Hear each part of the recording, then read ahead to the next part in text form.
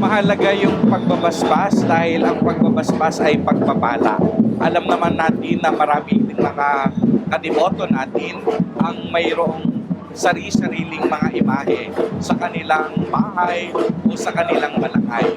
At ang pagbabasbas na ito ay isang pagpapatunay na pagtanggap, no, sa imahe na ito dahil ang imahe ay tanda ng kanilang mga panalangin sinagot ng mahal na pong Jesus na Nazareno.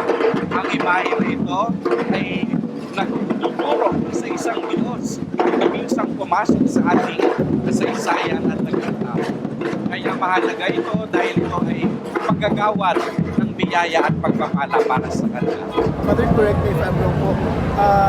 Ngayon po ay pwede mga replica pero on the 9th of January, discourage po natin. Yes, definitely wala po tayong mga replica during that time. Kaya nga tayo ay nagbibigay daan sa araw na ito para ang lahat ng mga replika, estandarte ay dito ang tamang panahon upang pabasbasan, pabindisyonan.